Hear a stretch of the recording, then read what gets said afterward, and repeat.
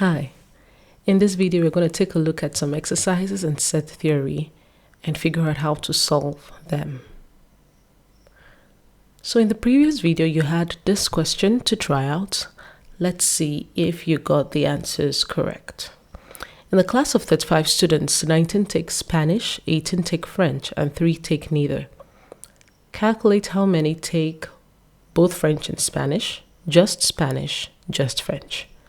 So let's write out our universal sets, which is everything in this set. And that will be the total number of students in the whole class, and that's 35. Okay. 19 take Spanish and 18 take French. 3 take neither. Let's place the 3 in the right position, first of all.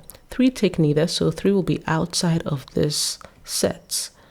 Let's call this the set of students who take Spanish, this first circle here, and the set of students who take French for the second circle here. So 3 take neither out here.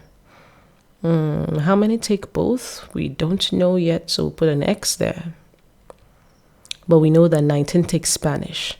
So this whole circle will have 19 students, and that 19 students will include the number of students who take Spanish and French. So the number of students who take Spanish, which is 19, will be the number of students who take Spanish alone, which is what the space is for, plus the number of students who take Spanish and French, which is the intersection. So this plus this will give us 19. So to figure out what is here, the number of students who take Spanish alone, that will be 19 minus X. We're going to use the same analogy here. 18 students take French. We were not told French alone. If the question was given to us as 18 students take French only or French alone, then we could put 18 here and be okay with that. But it says 18 students take French. So that will include the number of students who take French only and the number of students who take French and Spanish. So we have to factor this out to put in the right value here.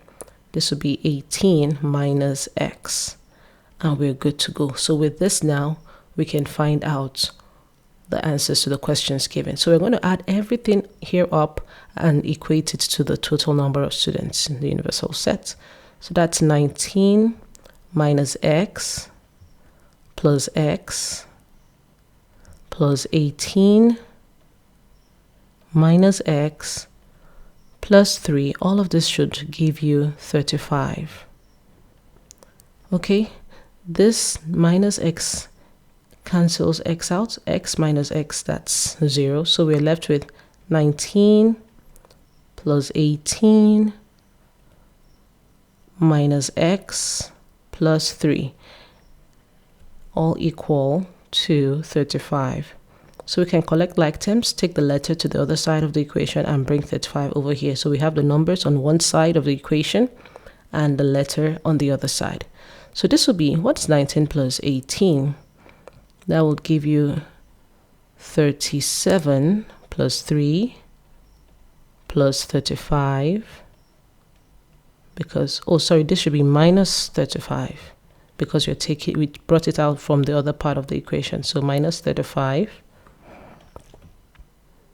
minus 35 equals, we take X to the other side, that will give us positive X. So 37 plus 3, 40. 40 minus 35 will give us X. And what is 40 minus 35? That's 5. So X equals 5. Now we can place in the right figures here. If the X equals 5, 19 minus 5, that will give you 14. 18 minus 5, that will give you 13.